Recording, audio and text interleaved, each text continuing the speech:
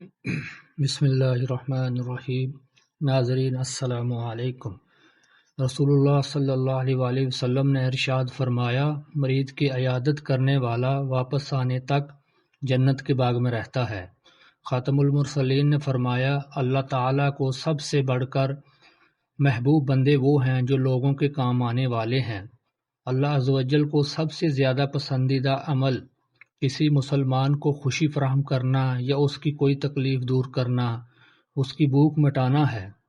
نور الانبیاء صلی اللہ علیہ وآلہ وسلم نے ارشاد فرمایا، طاقتور وہ نہیں جو لوگوں کو کشتی میں پچھاڑ دے، حقیقی طاقتور وہ ہے جو غصے کے وقت اپنے آپ پر قابو پا لے۔ حضور اکرم صلی اللہ علیہ وآلہ وسلم نے ارشاد فرمایا، بے شک تمہارا رب بڑا حیادار بزرگی والا ہے، وہ اپنے بندے کے اپنی جانب بڑھنے والے ہاتھ خالی لٹانے سے شرماتا ہے۔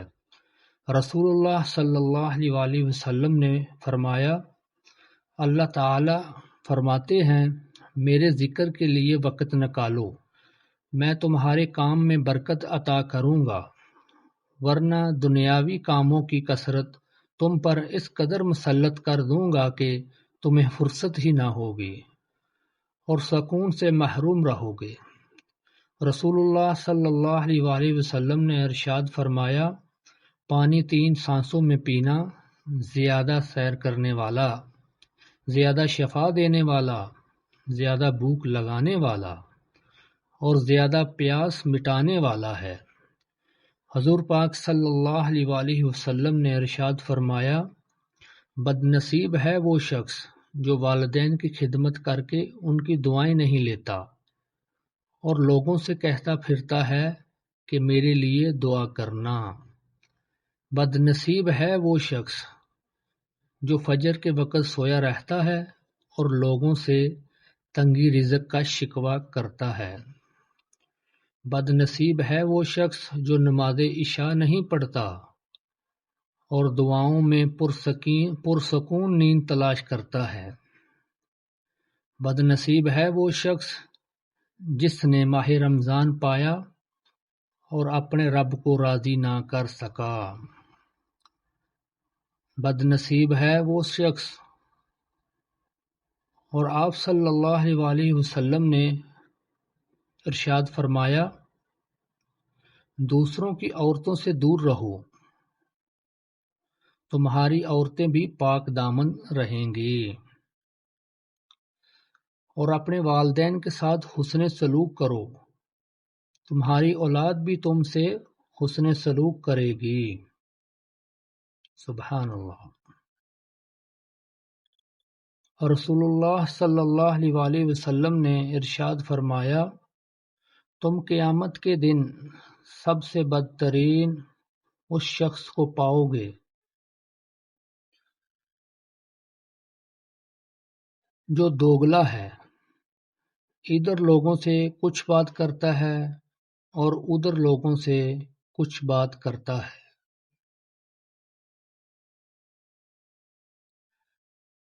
حضرت ابو ہریرہ رضی اللہ تعالی عنہ سے روایت ہے کہ رسول اللہ صلی اللہ علیہ وآلہ وسلم نے ارشاد فرمایا، جب تم میں سے کوئی نیند سے بیدار ہو تو وہ 3 بار ناک جھاڑے، کیونکہ شیطان اس کے نتنوں میں رات گزارتا ہے۔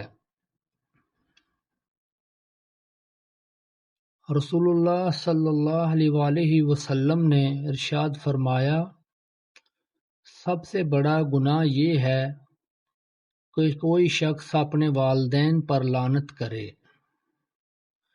کسی نے عرض کیا، یا رسول اللہ صلی اللہ علیہ وآلہ وسلم، آدمی اپنے ماں باپ پر کس طرح لعنت کر سکتا ہے؟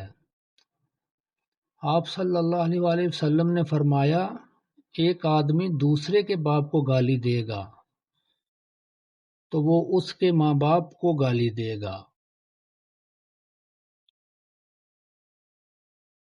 شکر اور ذکر اور فکر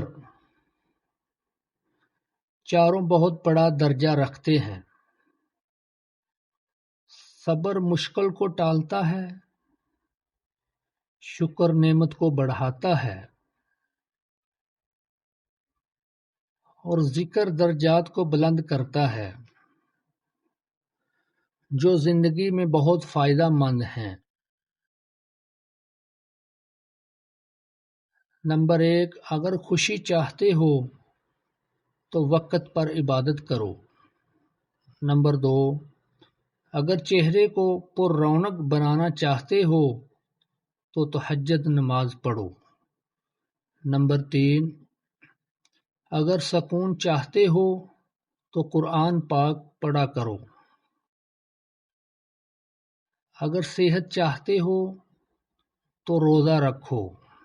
نمبر 5، اگر مصیبتوں کا حل چاہتے ہو تو استغفار کرو۔ اگر برکت چاہتے ہو تو درود شریف پڑھا کرو۔ نمبر 7، اگر مشکلات ختم کرنا چاہتے ہو تو لا حول ولا قوت الا باللہ کثرت سے پڑھا کرو۔ ناظرین، اس ویڈیو کو پورا دیکھنے کا بہت بہت شکریہ۔